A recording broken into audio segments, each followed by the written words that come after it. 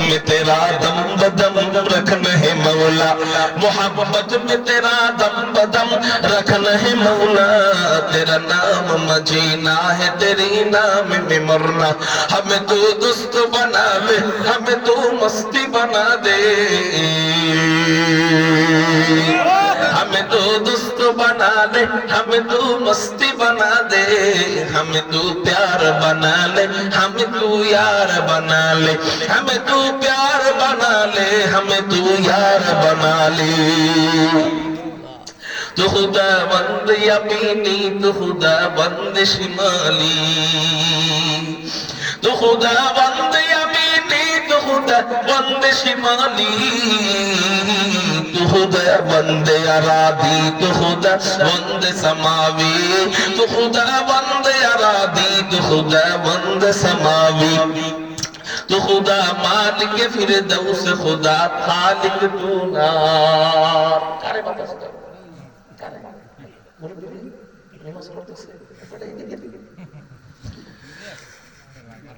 আসে দিতে পারে না।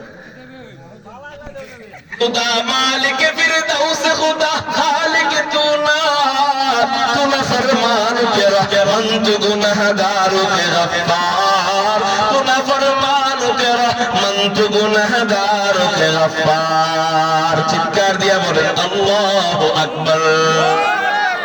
আল্লাহ তুমি রহমান নামের উসিলায় আমাদেরকে, গফফার নামের উসিলায় আমাদেরকে maaf করে তোমার মুমিন বান্দা হিসেবে কবুল করো। সবাই বলি আমিন। মুমিন কাবার চেয়ে বেশি দামি, এই রহমতের বার্তা নবীজি দিয়ে গেলেন। তো নবীজি মুমিনের জন্য রহমতের বার্তা দিয়ে নবীজি কি মুমিনের জন্য গজব স্বরূপ হয়ে গেলেন না রহমত স্বরূপ হয়ে গেলেন? এটাই আল্লাহ বলেন, হে রাসূল আপনি গোটা জগতের জন্য রহমত স্বরূপ। কিভাবে রহমত স্বরূপ? এই 4 নাম্বার শ্রেণী বললাম। 5 নাম্বার শ্রেণী, মুমিনের পরেই 5 নাম্বার শ্রেণী উলামায়ে কেরাম। যারা বলেন কারা? আলেমদের জন্য আমার নবীজি কিভাবে রহমত। নবীজি তিরমিজি শরীফের মধ্যে জানায় দেয়, ক্বালা রাসূলুল্লাহ সাল্লাল্লাহু আলাইহি ওয়াসাল্লাম ইউশাফাউ ইয়াউমাল কিয়ামাতি সালাসাতুন। নবীজি বলেন আল্লাহ হাশরের ময়দানে 3 প্রকার ব্যক্তিকে সুপারিশের অনুমতি দিবেন। চিৎকার দিয়ে বলেন কয় প্রকার ব্যক্তিকে আল্লাহ সুপারিশের অনুমতি দিবেন? 3 প্রকার ব্যক্তিকে আল্লাহ সুপারিশের অনুমতি দিবেন। 1 নম্বর প্রকার হলো আল আম্বিয়া,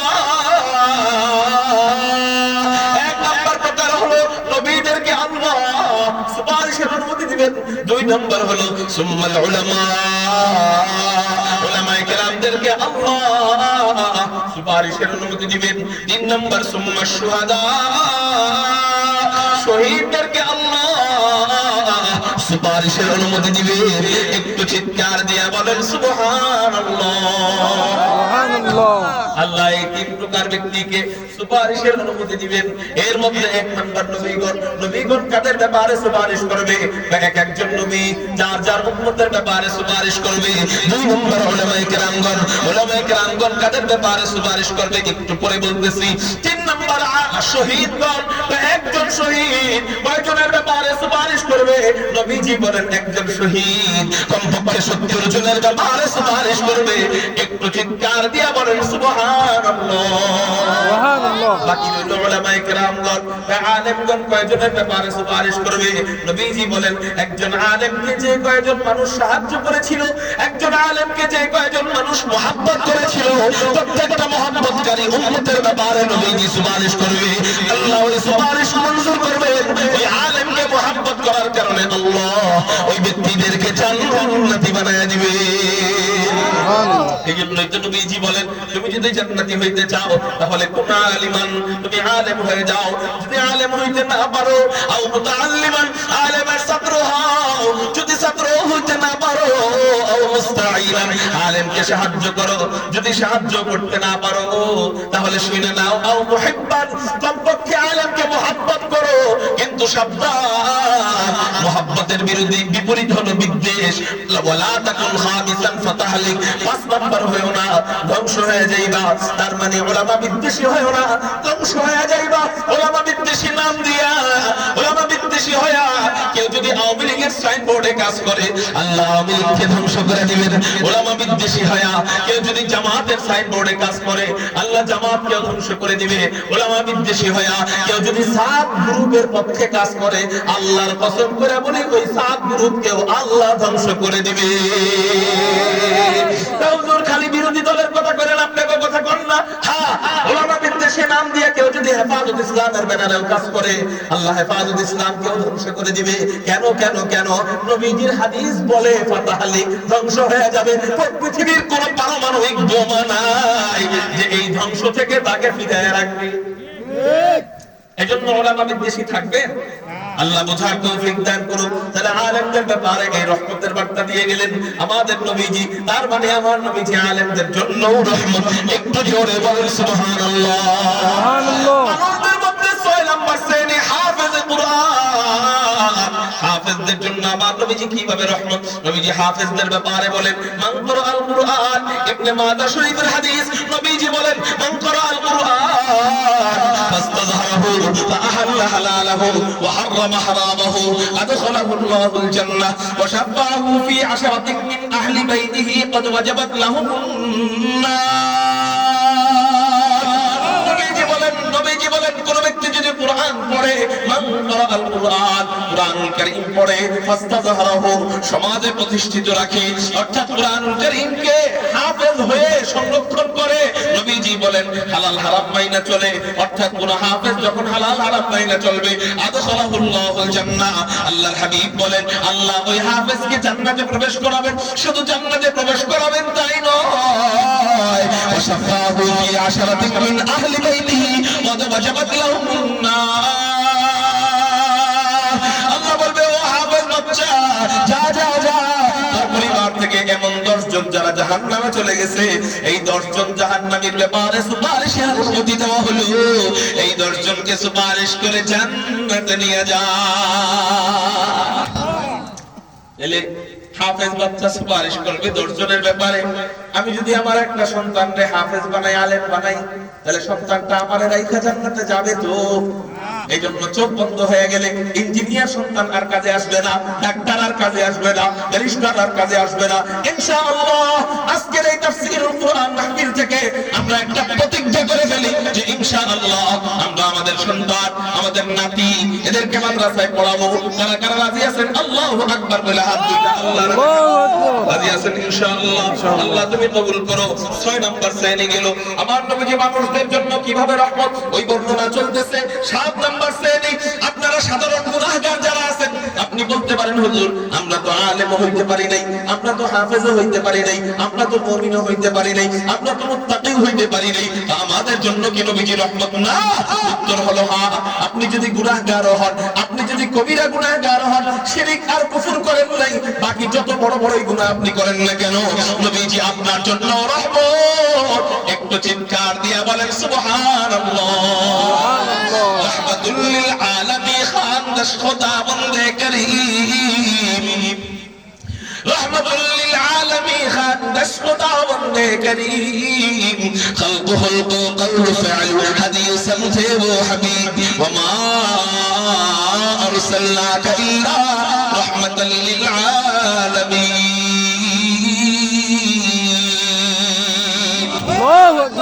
আপনি জগৎবাসীর মাঝে আছেন না নাই? আপনি যদি জগৎবাসীর মধ্যে থাকেন আপনার জন্য আপনি যত বড়ই গুনাহগার হন আপনার জন্য নবীজি রহমত। নবীজি সাহাবায়ে কেরামদেরকে বলেন ও আমার সাহাবীরা তোমরা কি জানো হাশরের ময়দানে আমি কার ব্যাপারে কাদের ব্যাপারে সুপারিশ করব? সাহাবায়ে কেরামরা বললেন ইয়া রাসূলুল্লাহ ইয়া হাবিবাল্লাহ কাদের ব্যাপারে সুপারিশ করবেন? নবীজি বলেন তোমরা মনে করো না শুধু সাহাবীদের ব্যাপারে সুপারিশ করব, শুধু মুত্তাকি উম্মতের ব্যাপারে সুপারিশ করব, শুধু মুমিন উম্মতের ব্যাপারে সুপারিশ করব। শোনো শোনো শোনো, গুনাহগারদের জন্য কি আমি নবী রহমত না? ওই মুমিনের জন্য যেমন রহমত গুনাহগারের জন্য তো রহমত। আমি নবী আমার হাশরের ময়দানে গুনাহগার উম্মতের ব্যাপারে শাফাআতকারী হব। একটু চিৎকার দিয়া বলেন সুবহানাল্লাহ। যারা আমার নবীজি গুনাহগারের জন্য রহমত। একটু জোরে বলেন না আলহামদুলিল্লাহ। 7 নাম্বার শ্রেণী গেল। 8 নাম্বার শ্রেণী এতিম বাচ্চাদের জন্য আমার নবী কি রহমত। নবীজি মুসনাদে আহমদের মধ্যে জানায়া যায়, মান দাম্মা ইয়াতীমান বাইনা আবাওয়াইনি মুসলিমাইনি ইলা তাআমিহি ওয়া শারাবিহি হাত্তা ইস্তাগনি আনহু ওয়াজাবাত লাহুল জান্নাহ। নবীজি বলেন, কোন ব্যক্তি যদি কোন ইতিম মুসলিম পিতামাতার ইতিম সন্তানের জিম্মাদারি নিয়ে নেয়, ইলা তাআমিহি ওয়া শারাবিহি, তার খানা পিনার সাথে ইতিমকে শরীক করে, হাত্তা ইস্তাগনি আনহু, উপযুক্ত হওয়ার আগ পর্যন্ত ইতিমের জিম্মাদারি যে ব্যক্তি নিয়ে নেয়, নবীজি বলেন ওয়াজাবাত লাহুল জান্নাহ, সে মারা যাওয়ার পর, হাসরের ময়দানে যাওয়ার পর আল্লাহ তাকে জান্নাত দিবেন বিষয়টা এমন নয়, জান্নাত দিবে এটা তো পরে। নবীজি মাজির সিগা ব্যবহার করে বলেন ওয়াজাবাত লাহুল জান্নাহ, আল্লাহ তার জন্য জান্নাতকে ওয়াজিব করে দিয়েছে।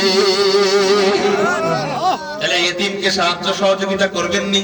ইনশাআল্লাহ। আপনার কাছে ফকির টাকা চাইলে আপনার চেহারা যেমন বেজার হয়, মাদ্রাসার এতিমখানার জন্য টাকা চাইলে ওইরকম চেহারা বেজার হয় কেন? ইনশাআল্লাহ এতিমদের জন্য আমি দিব তো জান্নাত ওয়াজিব করবে কে? আল্লাহ তৌফিক দান করুক, সবাই বলি আমিন। আর 2-3টা হাদিস বলে আমার বয়ানের ইতি টানবো, বয়ান শেষ করব ইনশাআল্লাহ।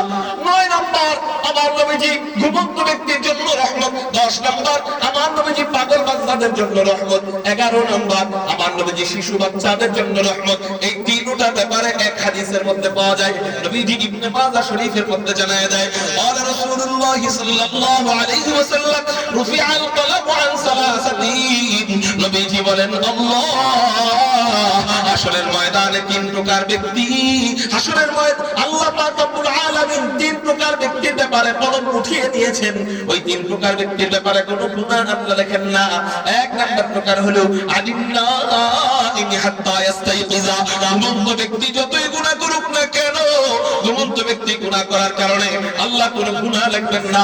2 নাম্বার ওয়ানিল মুবতালা হাত্তা ইয়াবরা, পাগলে যতই গুনাহ করুক পাগলের গুনাহ আল্লাহ ধরবেন না। সমাজের সবচেয়ে তুচ্ছ শ্রেণী পাগল, এই পাগলকে কেউ দেখতে পারে না, কিন্তু আমার নবীজি যখন তার নবুয়তের জামানায় রহমত মিলানো আরম্ভ করে, নবীজি বলেন আমি তো সবার জন্যই রহমত, আমি মুমিনের জন্য রহমত, কিন্তু আমি পাগলের জন্য কি রহমত নয়? না, এমন তো হইতে পারে না। আমি মুমিনের জন্য যেমন রহমত, গুনাহগারের জন্য যেমন রহমত, পাগল ওই বান্দার জন্য আমি নবী রহমত বিলায়া দেই। পাগলের জন্য আমার নবী রহমত। কেমনে রহমত? নবীজি বলেন ওয়ানিল মুবতালা হাত্তা ইয়াবরা, পাগল বান্দা যতই গুনাহ করুক আল্লাহ ওই পাগল বান্দার কোনো গুনাহ লেখেন না। এই হাদিস থেকে বোঝা যায় কোন ব্যক্তি যদি জন্মের পর থেকে পাগল হয়, মরণ পর্যন্ত পাগলই থাকে, ওই যদি পাগল অবস্থায় মারা যায় আল্লাহ ওই পাগলকে বিনা হিসাবে নিষ্পাপ শিশু বানায়া জান্নাতি বানায়া দিবে। 10 নাম্বার শ্রেণী গেল। 11 নাম্বার শ্রেণী ছোট বাচ্চার জন্য আমার নবীজি রহমত। নবীজি বলেন ওয়ানিস সাবিহি হাত্তা ইয়াকবুরা, ছোট বাচ্চা যতই গুনাহ করুক আল্লাহ ওর কোনো গুনাহ লেখেন না। উল্টা কথা আরেক হাদিসে নবীজি বলেন এই ছোট বাচ্চা যদি কোনো সওয়াবের কাজ করে এই সওয়াবটাকে আল্লাহ গ্রহণ করে, গ্রহণ কইরা অর্ধেক মায়ের আমলনামায় আল্লাহ দিয়া দেয়, অর্ধেক বাবার আমলনামায় আল্লাহ দিয়া দেয়। কয় নাম্বার গেল বলেন? 11 নাম্বার। 12 নাম্বার যুবকদের জন্য আমার নবীজি রহমত। নবীজি বুখারী শরীফের মধ্যে জানায়া দেয় ক্বালা রাসূলুল্লাহ সাল্লাল্লাহু আলাইহি ওয়াসাল্লাম সাবাতু যিল্লুহুল্লাহু ফি যিল্লিহি ইয়াওমা লা যিল্লা ইল্লা যিল্লুহু, ইমামুন আদিল ওয়া শাআবুন নাশা ফি ইবাদাতিল্লাহ। নবীজি বলেন হাসরের ময়দানে আল্লাহ সূর্যটাকে রাখবেন কাছাকাছি, ওই সময় সূর্যের তাপের কারণে অনেক মানুষ হয়রান হয়ে যাবে, পেরেশান হয়ে যাবে। আল্লাহ হাজার কোটি উম্মতদের থেকে 7 প্রকার ব্যক্তিকে সূর্যের তাপ থেকে বাঁচায়া আরশে আজিমের নিচে জান্নাতি এসির মধ্যে ছায়াদান করবেন। 9 প্রকার ব্যক্তিকে, 7 প্রকার ব্যক্তি। এই 7 প্রকার ব্যক্তি কারা? 1 নাম্বার ইমামুন আদিল, ন্যায় বিচারক বাদশা। 2 নাম্বার ওয়াশাবুন নাশা ফি ইবাদাতিল্লাহ। 2 নাম্বার ওই যুবক, যে যুবক যৌবন বয়সে আল্লাহর ইবাদত করে, এই কথা বলে না বুড়া হয়ে নামাজ শুরু করব, এই কথা বলে না বুড়া হয়ে দাড়ি রাখা শুরু করব, যৌবন বয়সে আল্লাহর ইবাদত করে, এই কথা বলে না গান বাজনা তো এখনই শুনবো, বুড়া হইলে তো আর শোনা যাবে না, তো বুড়া হয়ে গান বাজনা ছাড়বো, এই যৌবন বয়সে গান বাজনা ছাড়বো না, এমন বলে না। বরং বলে আল্লাহ আমাকে যৌবন দান করেছেন, এই যৌবন বয়সটা আমি আল্লাহর রাস্তায় কাটাবো, আমি গান বাজনা শুনবো না, আমি হালাল পন্থায় ব্যবসা করব, হালাল ভাবে চাকরি করব। নবীজি বলেন ওই যুবককে আল্লাহ তার আরশে আজিমের নিচে হাসরের ময়দানে কঠিন আযাবের মধ্যে থেকে বাঁচায়া আরশে আজিমের নিচে ছায়া দান করবেন। একটু চিৎকার দিয়ে বলেন সুবহানাল্লাহ। তাহলে বোঝা গেল 12 নাম্বার আমার নবীজি যুবকদের জন্য রহমত, 13 নাম্বার আমার নবীজি বুড়াদের জন্য রহমত, বুড়াদের জন্য রহমত। আবু দাউদ শরীফের মধ্যে জানায় দেয় নবীজি এই হাদিসটা হাদিসে কুদসি। নবীজি বলেন ক্বালা রাসূলুল্লাহ সাল্লাল্লাহু আলাইহি ওয়াসাল্লাম ক্বালা আল্লাহু তাআলা ইন্নী লা আস্তাহি মিন আবদি ওয়া আবদি ইয়াসিবু রাসুমা ফিল ইসলাম সুম্মা উআযিবুহু মা ফিন নারি বাদা যালিক। নবীজি বলেন আল্লাহ আমাকে জানায় দিবেন, আল্লাহ নবীজিকে জানায় দিবেন যে আমার কোন বান্দা বান্দি যখন পাকনা চুল নিয়ে মারা যাবে, কোন বান্দা যখন সাদা দাড়ি নিয়ে মারা যাবে, ওই সাদা দাড়ির কারণে আমি আল্লাহ ওই বান্দাকে আযাব দিতে লজ্জা পাই। তাহলে এই রহমতের বার্তা আমার নবীজি বুড়াদের সম্পর্কে দিলেন, তার মানে আমার নবীজি বুড়াদের জন্য রহমত। একটু চিৎকার দিয়ে বুড়ারা বলেন আল্লাহু আকবার। 14 নাম্বার মহিলারা আমাদের বয়ান শুনতেছে না, বাহিরের মাইকে মহিলারা শুনতেছে না। মহিলারা বলবে হুজুর একটাও তো আমাদের ব্যাপারে বললেন না, সব তো পুরুষকে জান্নাতের চৌরাস্তায় নিয়ে গেলেন, সব কি পুরুষদের জন্যই আমার নবী রহমত, মহিলাদের জন্য কি রহমত না?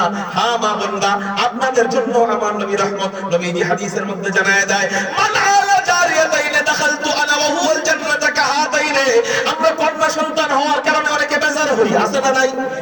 কন্যা হওয়ার কারণে বিবির সাথে খারাপ আচরণ করি, বিবির গর্ভের মধ্যে কন্যা থাকার কারণে বিবির সাথে রূঢ় আচরণ করি, বিবিকে অনেকে তালাক দিয়ে দেয়। কয় কেন?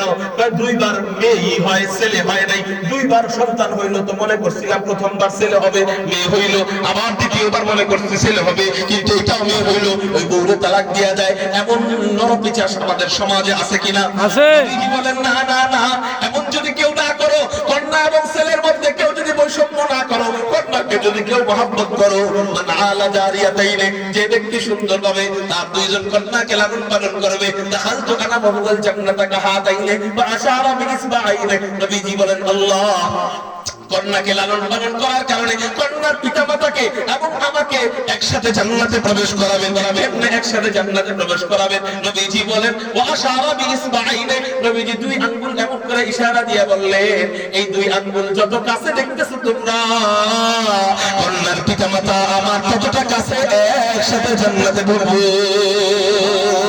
রাহমাতুল লিল আলামিন খান দাশ খোদা বন্দে করি।